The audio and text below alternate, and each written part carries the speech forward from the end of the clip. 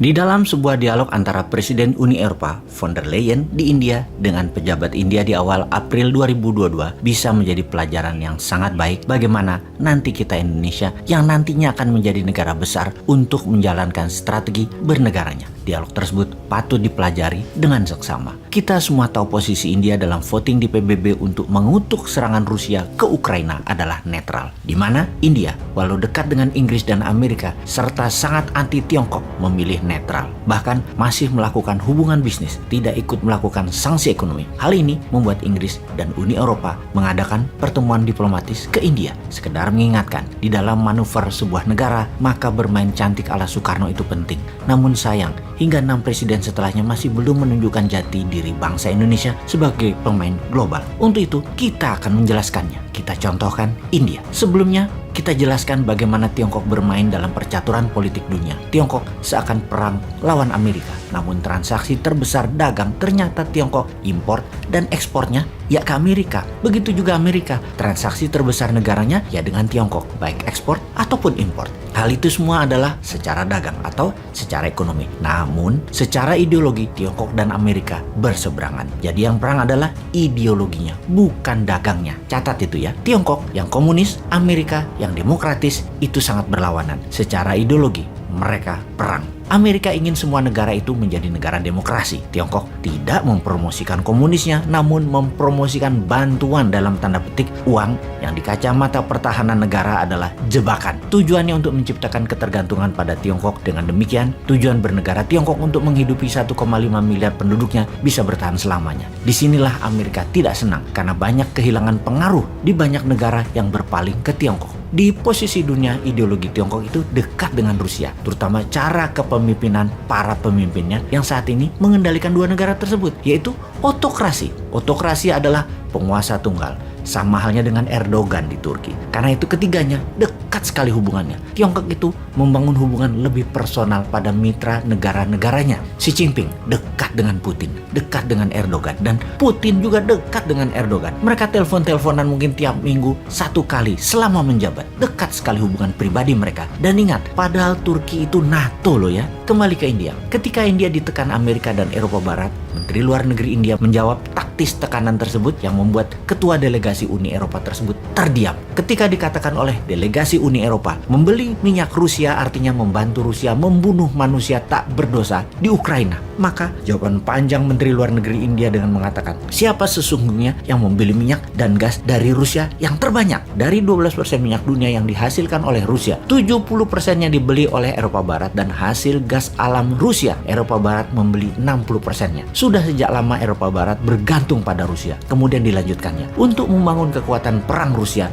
memerlukan waktu lebih dari 20 tahun hingga kekuatan militernya tercapai di posisi sekarang. Artinya, uang dari Eropa Barat lah yang terbesar membuat kontribusi pembangunan kekuatan militer Rusia untuk menjadi seperti saat ini. Mengapa kalian, Amerika dan Uni Eropa, bersikeras menekan India dan melarang India bertransaksi menggunakan rubel membeli minyak Rusia dengan menuduh membantu Rusia membunuh manusia tidak berdosa? Ini pertanyaan sekaligus pernyataan yang membuat delegasi Eropa dan Amerika diam tidak berkutik. Kikuk, diskakmat begitu. Bahkan Menteri Luar Negeri India mengatakan, sampai hari ke-35 penyerangan Rusia ke Ukraina, kalian masih membeli gas Rusia dan membayar dengan rubel atau emas daripada resiko membuat negara Eropa Barat kalian jadi gelap atau kedinginan atau tidak bisa masak. Kalian tetap berhubungan dengan Rusia. Sekarang kenapa kalian tekan India? Apa hak kalian bangsa Eropa menekan India seperti itu? Kalian sudah memiskinkan India di abad 18 dan 19. Di mana masa itu India dan Tiongkok adalah dua negara Asia. Bahkan India di abad 17-18 tersebut adalah negara paling kaya di dunia. Dalam diskusi tersebut, Menteri India juga menyerang delegasi Inggris dengan mengatakan, kalian Inggris telah mencuri kekayaan India hingga membuat India miskin sebagaimana saat ini. Oh ya sahabat, saat ini India sedang menuntut Inggris dengan meminta kembali apa yang dilakukan Inggris ketika menjajah India. Inggris dituduh telah merampok India senilai 43 triliun US dollar atau senilai 330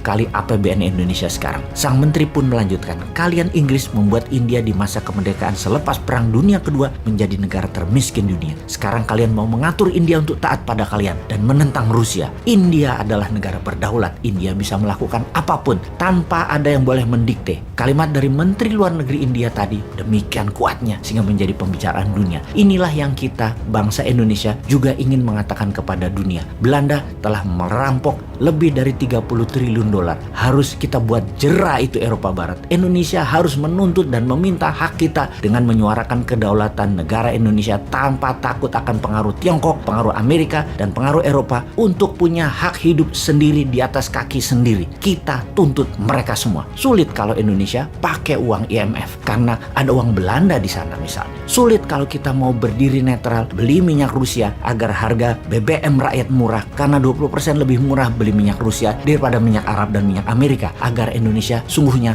bisa lepas subsidi minyak. Karena takut ditekan Eropa Barat dan Amerika, kita tidak berani beli minyak Rusia. Tiap proyek saja bisa nggak tidak bergantung pada uang Tiongkok, tidak tergantung pada teknologi Tiongkok, tidak tergantung pada SDM Tiongkok, tidak bergantung pada hutang dolar Amerika, dan kendali politik luar negeri harus ikut kebijakan negara lain. Bisa nggak itu berhenti? Rindu rasanya memiliki negara yang utuh, dan inilah sebenarnya yang banyak di negara Afrika menginginkan. Perang deh lu di Eropa Timur. Di sisi Indonesia, kita harus punya rencana bernegara. Salah satunya membangun tanpa Tiongkok, membangun tanpa dolar. Sebagai salah satu agenda Indonesia berdaulat 2045. Kita mungkin ada baiknya melihat India dulu kali ini. India itu menyebut virus corona sebagai virus Wuhan. Ini menunjukkan tuduhannya dengan jelas siapa yang memainkan virus itu. Atau pihak barat menyebut Putin sebagai autokrat Rusia atau penguasa tunggal Rusia. India menyebut Putin dengan sebutan yang terhormat, His Excellency. Sahabat, sebagai informasi terakhir, kemarin Amerika membeli minyak Rusia lewat Vladivostok di sisi timur Rusia untuk dikirim ke sisi barat Amerika, daerah California, yang saat ini harga bensin mendekati $7 per galon atau sekitar 22 ribuan per liternya. Beda dengan sisi timur Amerika yang rata-rata masih $6 atau sekitar 19 ribuan per liter rupiah. Di sisi timur dapat minyak dari Selat Hormuz lewat terusan Suez tentunya. Jadi akan mahal kalau dikirim ke California. Mending beli dari Rusia dan Amerika bayar pakai dolar Amerika lagi. Aneh kan dunia ini? Makanya pada sekolah di Lemanas dulu deh baru jabat.